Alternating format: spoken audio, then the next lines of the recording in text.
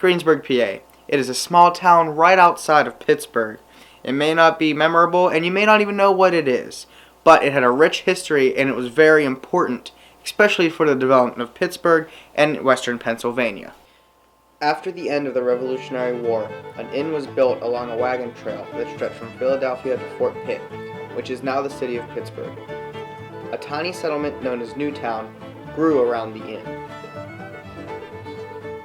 Hannahstown was founded in 1773 as the seat of the newly created Westmoreland County. It was located along Forbes Road, which was the main route into Ohio country from eastern Pennsylvania. And it was named for Robert Hanna, which was an early settler whose tavern also served as Westmoreland County's very first courthouse. On July 13, 1782, in one of the final actions of the American Revolutionary War, the settlement was destroyed by a force of British allied American Indians led by Gaius Suda. The county government was moved to Newtown, which later became known as Greensburg. Gaius Suda was an important leader of the Seneca people in the second half of the 18th century, who was playing a central role in the diplomacy and warfare of that era.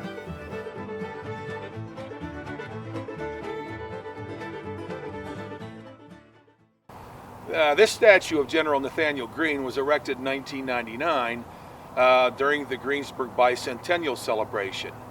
Contrary to what a lot of people believe, General Greene is not buried here in St. Clair Park. General Greene never came within 200 or 300 miles of Greensburg. General Greene was a Rhode Island Quaker who, when the American Revolution broke out, threw his cause in with the American Patriots. He became one of the key generals on General George Washington's staff. The man was an organizational genius. He was able to bring together people and materials and supplies to fight far superior numbers mounted against them by the British. Greene was particularly effective in the South Carolina campaign during the latter years of the American Revolution. Serving with him at that time were a lot of people from southwestern Pennsylvania who came to revere General Greene. And when the war was over, they all came back, and no matter where you go in this area, into Ohio, into Kentucky, into Illinois, even into the South, you'll find a lot of places named Greene. Greenville, Greensburg, Greenstown, Greene County, in honor of this man. He was so revered.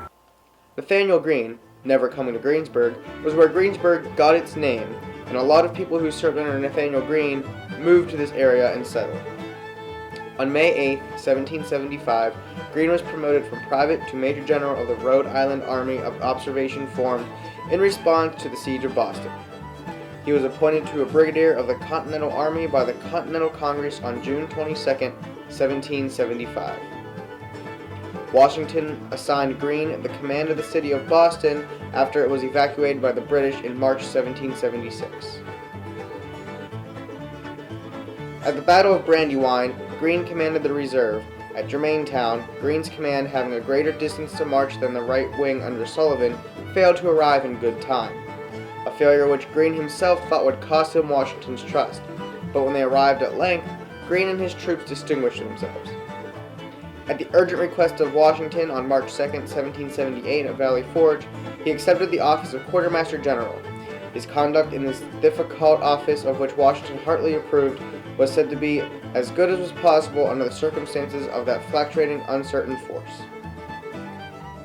However, he had become Quartermaster General on the understanding that he should retain the right to command troops on the field. Thus we find him at the head of the White Ring at Mammoth on June 28, 1778. Greene went to Savannah on a business trip on June 12, 1786, and on his journey home he stopped at the plantation of a friend to see his rice fields, as he had become interested in producing rice. During his visit at his friend's plantation, he was exposed to the very hot rays of the sun, and when he returned home, he became very ill, and on June 19th, he died. There are memorials dedicated to Greene, and he was undoubtedly one of the most important revolutionary heroes. This statue here was commissioned by the Westmoreland County Historical Society, and it was done by a noted American artist by the name of Chas Fagan. Chas Fagan was born and raised in the Ligonier Valley area. His work today can be found in many places in the United States. He has done a lot of work for the Ronald Reagan Library in California. He has done a lot of work for PBS for a series that they produced some years ago called The Presidents. His work can be seen all over. It's in many museums, and he is from this area.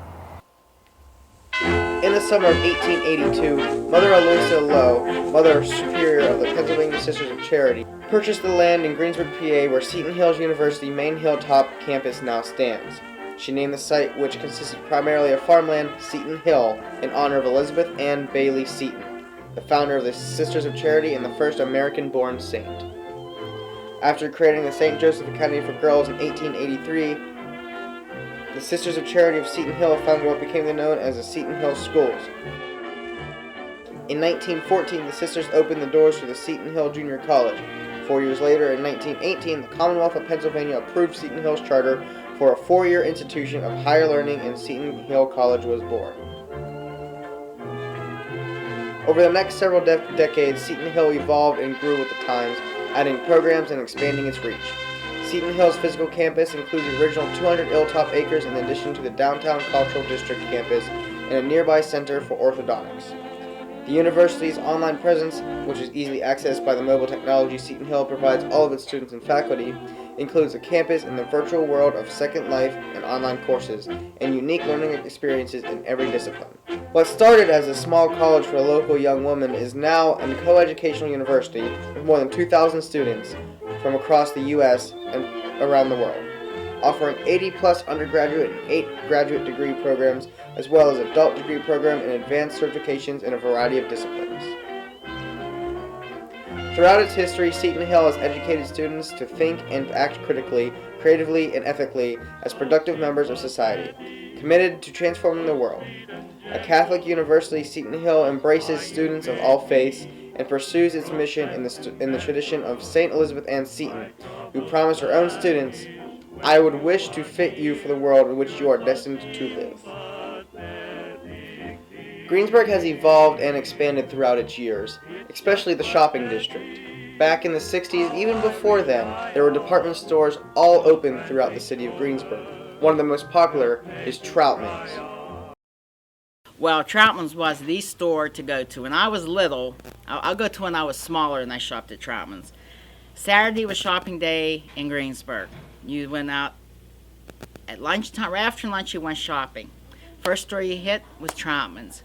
And back in the day, when I was little, you did all your shopping and they delivered all your packages to your house.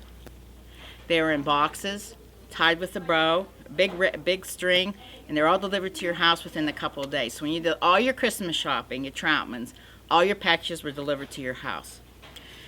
And also, back in the day, on Good Friday, all of downtown Greensburg would close from 12 to 3 on Good Friday. And that was the time for any religion to do their worshiping on Good Friday. So 12 o'clock you closed and you reopened at 3. That went on forever in Troutman's. But Troutman's was the store to go to. They were open Thursday nights, Friday nights, Saturday nights. Those are the 3 nights they were open. I get Troutman's in 1967, and I started out in what was called daytime dresses at the time. And I had just left merchandising school, graduated from there, and I got the job at Troutman's. And daytime dresses was actually dresses that were worn in the daytime by ladies. They were cotton dresses. They would call them shirtwaist dresses, basically what they would call them. So I started there, and I was the assistant buyer to the lady at the time, and her name was Patricia, and I don't remember her last name. From there, I worked there for a few months, and then from there I went to sportswear, which was skirts, shorts, all separates. And I worked for Jack Kostelnik and Mike Pelko. And I was there for quite a while. And from there, I went to advertising, and I worked for Mr. Arnold Reiser. And I laid out ads that were in the Tribune Review for Troutman's. And at the time, Troutman's had everything you could possibly want in the store. At the bottom floor was your cosmetics and your daytime wear, which was lower end sportswear. And then there was the children's department on the second floor, and fabrics. You could go buy your fabrics there, and table linens, tablecloths. The third floor was where I worked. It was the daytime dresses, bridal, sportswear, hats, hat department, wigs, and lingerie. And that's when you would be able to buy your stockings in a box. The ladies would show you your stockings. They were in the back of the counter. They were in a small box, and they would put them over their hands to see if that's the color that would match your skin. And then onward and upward, and it all ended up on the 5th floor, which was furniture. And on the 6th floor, there was a cafeteria for the employees. And then when they modernized the store, when they redid the store, they put in a restaurant. And that was a big thing for downtown Greensburg, having a restaurant and a department store. So after I went with Mr. Raj to work in advertising, things started to change at Troutman's. Cash registers became a brain. I can't say they were computerized, but they stored a lot more information, because before you would write your slips up, and they went in the pneumatic tubes, and they went up to the business office, and the business office would mark the account as to who bought what, and mark their account, and the tube would come back down with their receipt. Yeah, so it was all pneumatically processed when I first started at Troutman's. Then towards the end, before I left, the registers kept track. So when they did a printout at the end of the day, all this information was processed into the office. But Troutman's was a true experience. It was a great experience to work. You dressed up every day for work. You never came in jeans. You never came in slacks. You always had heels, stockings, and a skirt or a dress on, always. No matter what department you worked in, you were always dressed. The men wore suits and ties every day. So it was quite a shopping experience there. Yes, it was. Fingers were pointed at malls for the closing of department stores and populated stores throughout the world. In Greensburg, Troutman's and the other department stores in the city suffered when the Greengate Mall and Westmoreland Mall were open to the public. I'm Gary Nelson. In our upcoming segment, we look back at the history of Greengate Mall, which once stood on these grounds for over 30 years. For more than a quarter of a century, it stood as one of Greater Pittsburgh's landmark retail centers. A product of suburban expansion, the opening of Greengate Mall in August 1965 marked a new era in local retailing. Its architect, Victor Gruen, was a socialist who ironically thought shopping malls would cure suburban sprawl. He is credited with his design of Minnesota's Southdale Center in 1956, which remains the nation's oldest mall. In 1963, prolific developer James Rouse approached Gruen about developing a mall on the western fringes of Greensburg. Rouse, a pioneer in shopping mall construction and urban redevelopment, built his first enclosed mall, Herondale Mall, in his native city of Baltimore, Maryland, in 1958. 9 years later, he would open Greengate Mall with a well-publicized grand opening ceremony.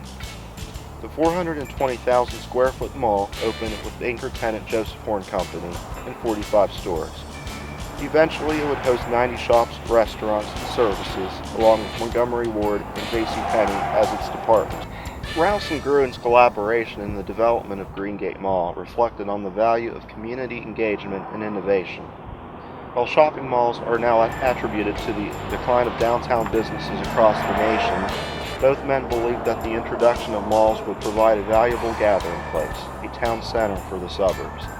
At Greengate Mall, this was especially true, hosting its fair share of special events and family-oriented activities through the years. It was also a major center for Christmas activities.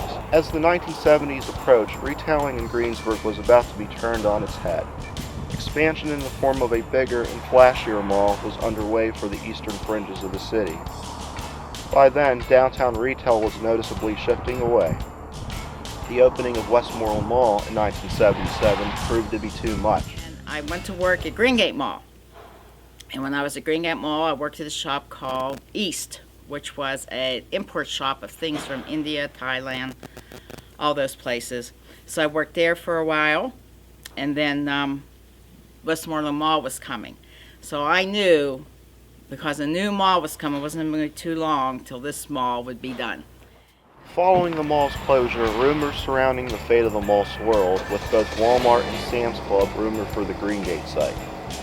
In December 2002, those rumors were finally put to rest when St. Louis-based THF Realty announced its intentions to raise the aging structure to build a new strip shopping center. More than a decade later, Greengate Mall still continues to resonate with many people. It has taken on a new life of its own via the internet and social media, with my website, Greengate Mall Revisited. It was documented in the 1985 book, The Malling of America, Travels in the United States of Shopping by William Kowinski. In addition, the mall was featured in the Helene Klodowski film Malls Are Us. Inevitably, the demise of Greengate Mall is a testament to change, a lesson for the future so that later generations can understand the significance of how a shopping mall helped shape the fabric of the community.